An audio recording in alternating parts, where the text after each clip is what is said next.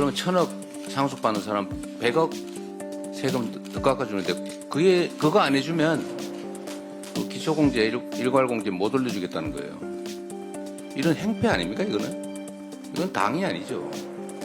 그러면서도 이게 서민 운운합니다. 상속세 개편과 관련한 국민의힘 입장은 무엇입니까? 이런 질문에 답 하나 내놓지 못하니 급이나 따지고 예의나 따지면서 도망다니는 거 아니겠습니까? 그런 실력으로 국민의 삶을 책임질 수 있겠습니까? 국정협의회 첫 회의가 지난 20일에 있었습니다. 첫 단추가 끼어진 만큼 연금 계획에 대한 합의가 신속하게 이루어지기를 기대합니다. 지난 국정협의회에서 정부와 민주당은 전향적인 입장으로 연금 계획을 타결해 보려고 했는데 국민의힘이 또 고집을 부려서 합의가 되지 못했습니다. 국민의힘의 특기 같기도 하고 그러긴 한데 한 번 얘기를 했으면 웬만하면 그 얘기를 지켜야 되지 않습니까? 분명히 작년에 44% 얘기를 했습니다. 국민의힘이. 그럼 민주당은 50% 얘기하다 제가 40%로 소득 대체율을 낮추는 것을 얘기했고 1% 차이인데 그 부분은 협의할 수 있다 이렇게 말씀을 드렸습니다. 다들 기억하실 겁니다. 그런데 권영세 비대위원장께서 갑자기 42%를 들고 나왔어요. 하지 말자는 거죠. 이런 식으로 정치하면 되겠습니까? 더군다나 야당도 아니고 집권 여당 아닙니까? 이런 식으로 사실상 연금 개혁 안 하려고 하면서 겉으로만 하는 척 이런 거 하면 안 됩니다. 그 야당도 그런 짓 하지 않습니다. 여당이 산당이 돼서 그런지는 모르겠는데 그러면 되겠어요. 여러 차례 말씀드렸지만 저출생 고령화 위기를 헤쳐나가기 위해서 국민연금 제도 개편은 반드시 해내야 됩니다. 최대한 빨리 처리하기를 기대합니다. 자꾸 요새는 제가 웬만하면 이런 얘기 안 하려고 하는데 자꾸 국민의힘 태도를 지적하지 않을 수가 없어요. 한 김에 한 번 더 하겠습니다. 이 상속세 개편에 대해서 또 말이 많습니다. 2024년 정기회에서 상속세를 개정 논의할 때 정부가 이렇게 최고 세율을 인하하자, 즉 최고 세율 구간을 지금 50%인데 40%로 10%포인트 낮추자 이렇게 얘기했습니다. 그리고 최대 주주 보유 주식 할증 평가를 폐지하자 이런 주장을 했어요. 이 두 가지 주장밖에 안 했습니다. 최고 세율을 내려주는 것, 또 최대 주주의 경영권 프리미엄에 대해서 할증 평가를 하는 것을 폐지하자. 그 폐지하면 득보는 사람 누굽니까? 그 서민들이 득보입니까? 우리 국민 중에 최대 주주 돼서 경영권 프리미엄 누리는 사람 몇 사람 됩니까? 그리고 최고 세율 얘기하는데 50%를 내는 최고 세율은 시가로 따지면 한 60억 주면 됩니다. 60억. 기초공제하고 뭐 이런저런 공제하고 60억 넘는 사람 얼마나 돼요? 그게 서민입니까? 지금 민주당은 기초공제 또 일괄공제를 좀 줄이자, 좀 늘리자 그런 겁니다. 28년 전에 5억 해서 합산 10억 아니었습니까? 28년 전에 개발도상국 시절입니다. 근데 지금 그 사이에 집값이 몇 배 올랐어요. 근데 기초공제, 일괄공제 똑같습니다. 그래 어떤 일이 벌어지냐면 부모나 배우자가 이제 사망을 했어요. 세상을 떠났습니다. 그런데 그 부모나 배우자와 함께 살던 집을 상속세를 내기 위해서 떠나야 되는 상황이 지금 발생하고 있어요. 상속세를 내려니까 집을 팔아야 돼요. 그게 무슨 짓입니까? 비인도적이지 않나요? 이런 걸 좀 고치자고요. 28년 전 기준을 좀 조금만 올리자. 집값은 몇 배 올랐는데 기초공제를 한 2배 정도 이내로 올리자. 그런 얘기 아닙니까? 18억 정도 되는 집은 과세표준 기준으로 18억 정도 되면 세금 없이 상속해서 그 집에 계속 살게 해주자. 합리적이지 않나요? 근데 여기에 왜 딴지를 겁니까? 국민의힘이 딴지를 걸면서 그 얘기 하잖아요, 지금. 최고 세율 인하 안 하면 이것도 뭐 동의 못 하겠다. 지금 그런 거 아닌가요? 어디 정책위원장이 어디 갔지? 그죠? 2022년 상속세 부과 기준을 보면 최고 상속세를 낸 사람이 499명이었습니다. 그러니까 몇몇 955명이었습니다. 하여튼 955명. 평균 재산 420억. 그 몇몇 사람들 때문에 10%포인트 깎아주자고. 그러면 1,000억 상속받는 사람 100억 세금 더 깎아주는데 그거 안 해주면 그 기초공제, 일괄공제 못 올려주겠다는 거예요. 이런 행패 아닙니까, 이거는? 이건 당이 아니죠. 그러면서도 이게 서민 운운합니다. 그러면서 이 주장하는 저를 보고 무슨 사기꾼, 뭐 인생을 사기로 살았네, 이런 얘기해요. 왜 욕을 합니까? 욕이잖아요. 국민의 삶을 놓고 하는 정책 토론을 하는데 왜 욕을 해요? 이게 집권 여당이 할 짓입니까? 정말 이해가 안 됩니다. 좀 당황을 한 모양이에요. 내란 세력하고 몰려다니다 보니까. 대통령도 21세기 선진 대한민국에서 세상에 영구 집권해보겠다고 군정을 하겠다고 군사 쿠데타를 하지 않나. 그런 사람들을 비호하면서 1호 당원 징계도 하지 않고 오히려 쫓아다니잖아요. 동조를 하지 않습니까? 지금 권영세 비대위원장이 아주 대놓고 다시 12월 3일이 오더라도 자기는 계엄 해제 의결을 하지 않겠다. 지금 그렇게 얘기하지 않았어요? 뭐 표현도 틀리다고 어떻게 잡을지 모르겠는데 하여튼 그런 취지였어요. 이게 극우 아니면 뭡니까? 어쨌든 이 상속세 문제를 얘기하다 보니까 상식도 없고 정말로 극소수 기득권, 그중에서도 아주 극소수의 기득권자를 위해서 불법, 부정, 부도덕 행위 아주 감행을 일상적으로 합니다. 이게 무슨 보수 정당입니까? 이건 보수가 아니죠. 보수는 합리적인 가치와 질서를 지키는 걸 보수라고 해요. 기득권을 지키는 건 수구라고 하죠. 근데 이제 수구를 넘어서서 범죄 집단을 지켜요. 내란 수계를 지킵니다. 이런 건 보수라고 하지 않고 극우라고 하는 거예요. 극우 정당 맞지 않습니까? 전에 내란의 힘이라고 누가 주장을 했더니 왜 그런 말을 하냐고 화내던데 이젠 내란의 힘 이상으로 극우의 힘 된 거 아닙니까? 극우의 힘으로 어떻게 이 나라 국정을 책임지겠어요? 심지어 욕설까지.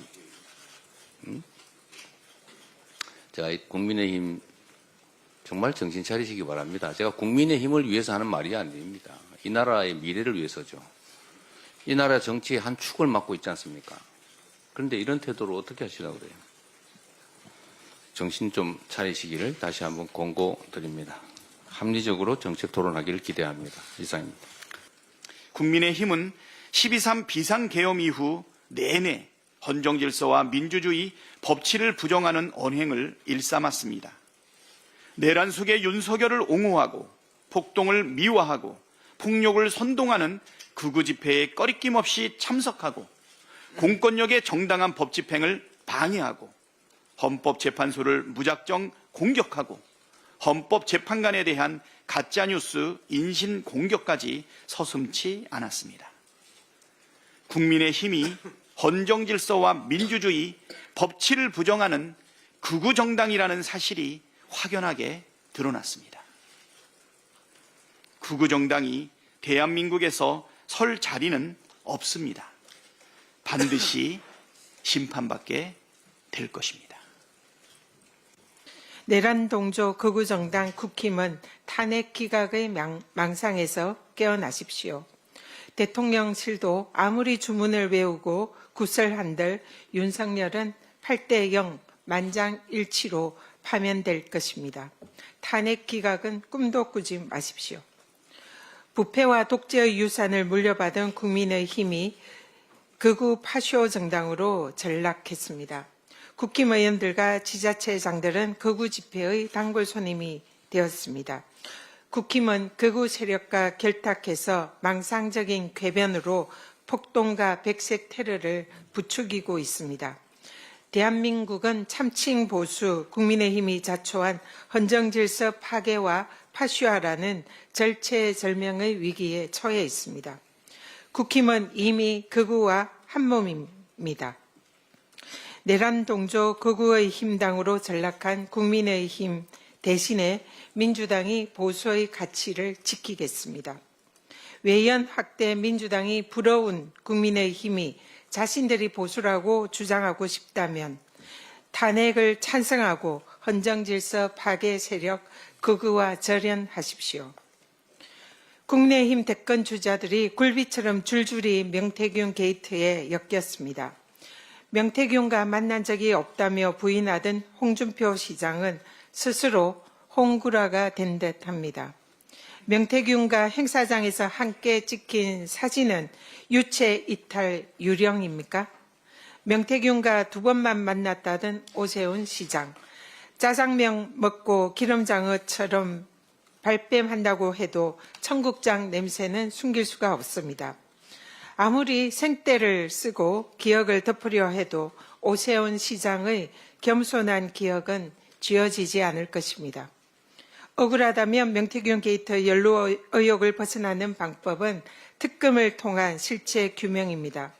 홍준표, 오세훈 시장은 대권 김칫국 그만 들이키기 전에 특검 찬성 입장부터 밝히시기 바랍니다. 특검을 거부하는 자가 범인입니다. 여당 대선 주자 빠주기 수사로 일관한 검찰도 국민의힘과 한통속입니다. 성역 없는 특검 수사만이 명태균 게이트의 전모를 밝혀낼 열쇠입니다. 이미 명태균 명단에 국회의원 140여 명이 이름을 올렸다고 합니다. 국민의힘은 진정 억울하다면 당당하게 특검을 수용하고 진상을 밝히는 데 협조하기 바랍니다. 이상입니다. 네, 국민의힘 권성동 원내대표가 어제 기자간담회를 열었습니다. 주말에도 쉬지 않고 전방위적으로 공격해대는 열정 하나는 참 대단합니다. 그런데 그 내용을 보면 재탕, 삼탕에 불과해서 타격감은 1도 없습니다. 권성동 원내대표가 어제 준비했던 메시지는 윤석열을 수사했던 공수처를 문제 삼고 우리법 연구회를 저격하는 내용이었는데요. 그 기조는 지난 금요일 오후 4시에 윤석열 법률 대리인단이 발표한 기자회견의 내용과 크게 다를 것이 없습니다. 심지어 영장 쇼핑과 같은 용어도 동일했습니다. 고작 내란 숙의 윤석열의 허무맹랑한 주장이나 재방송하려고 주말에 출근해서 참 여러 사람 고생을 시키는구나 싶었습니다. 그런데 인상적인 대목이 하나 있더군요. 권성동 원내대표가 느닷없이 사법개혁 카드를 꺼낸 것인데요. 우리법 연구의 사법 카르텔을 운운하면서 사법부에 대한 신뢰를 제고하기 위해 사법개혁을 본격 추진해 나가겠다라고 말을 했습니다. 하필 내일 내란숙 윤석열의 탄핵심판 최종 변론을 앞두고 사법개혁을 운운한 것인데 이게 헌법재판소에 대한 협박이 아니고 무엇이겠습니까? 타인을 겁박하는 권성동 원내대표의 폭언은 사실 어제 오늘 일도 아닙니다. 2022년 3월 15일 김호수 당시 검찰총장에게 자진 사퇴를 요구했고 2022년 10월 7일 과방위 국정감사장에서는 김재남 당시 한국원자력 안전재단 이사장에게도 자진 사퇴를 촉구하면서 혀 깨물고 죽지 뭐하러 그런 짓을 하느냐라는 극언을 일삼았습니다. 올해 1월 8일에는 쌍특검법 재표결을 앞두고는 몇몇 국민의힘 의원들에게 찬성할 것이면 탈당하라 라고 종용을 하기도 했습니다. 그랬던 권성동 원내대표가 이번에는 오동훈 공수처장더러 즉각 사퇴하라고 윽박을 지르고 헌법재판소를 비롯한 사법부 전체를 향해서는 칼날을 들이대고 있는 것입니다.